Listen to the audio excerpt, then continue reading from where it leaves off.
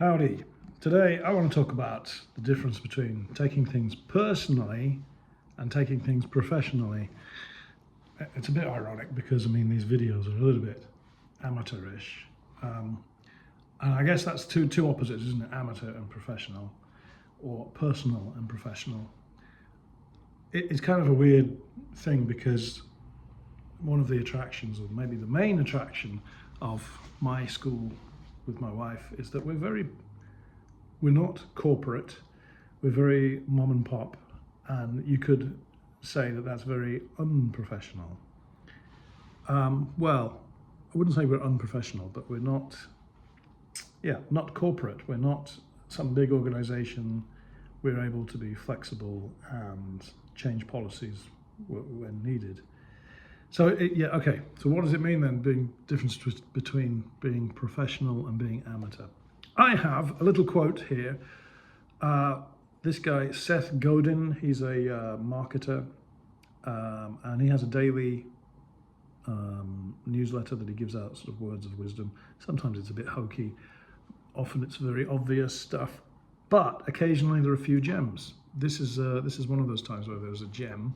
I've just got it on my screen because I just propped up my telephone against my screen. So, okay, let me just read this to you. Very short. Okay, difference between professionals and taking things personally. This is Seth Godin's words, okay?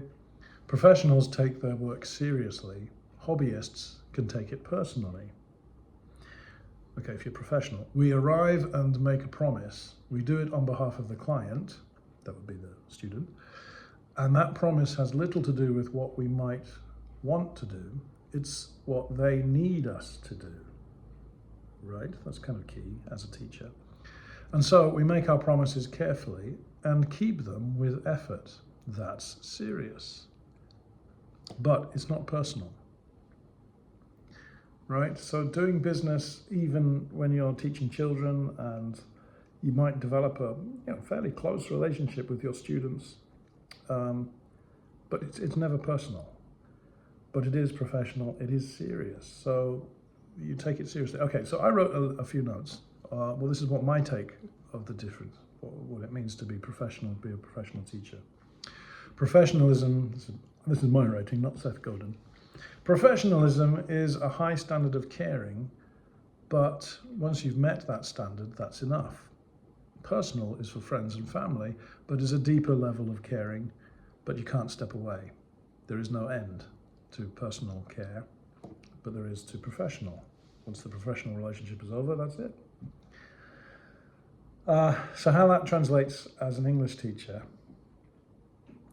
Well, I can give you some examples of amateur versus professional. An amateur, I don't feel like teaching English today, I'm going to call in sick. No, never do that. Your business will collapse eventually, well, very quickly actually. If you're an amateur, you think, I don't really feel like taking these students, I only want to teach advanced students because that's like having a conversation. Well, good luck having a business if you only take advanced students. You may get a few, but not many, right? You're gonna, if people can already speak English, they don't need a teacher, just to practice, right? So by its nature, you're going to have lots of people who can't speak much English, who need a lot of help. Well, those are the people that get English teachers. So, be professional.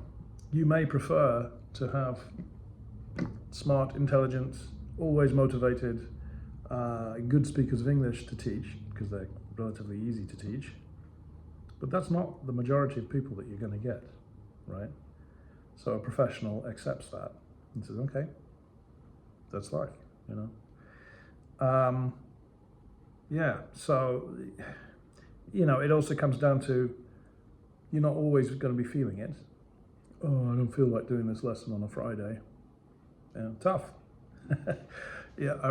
Show up with your best game face and get on with it. And you might find that it's not as bad as you think.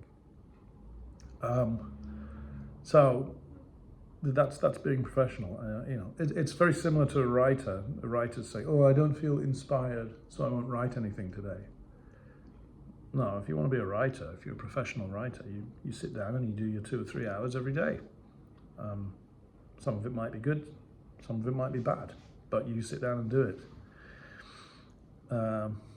It's a luxury to be sort of amateurish and just do it because you have the passion. Yeah, okay, fine. Very often you'll find that you get the passion and you get the talent and ability by showing up and doing the work. These are all, I'm riffing on the idea of being professional, not amateurish. But as I say, a lot of the attraction of my school, Tower English, has been that we're not exactly amateur, but we're personable, and it's myself and my wife with assistants doing the job. So we have a veneer, a surface of being very personal, which we are, but really, at root, we've been doing this for 20 years. We're pros, we're professional, we know what we need to do. And you can too. The more you do it, and the more you show up, the better. Another thing that a professional does is improve. I don't know if these videos have improved, but in teaching, it's okay to make a few mistakes and go ahead and make those mistakes when you're small and your business is small. And hopefully they're not catastrophic mistakes, but you learn from them and move on. I could give a list of all the things that I don't do anymore because I've figured out that they don't work. That might be a topic for another video, but you get this by doing it.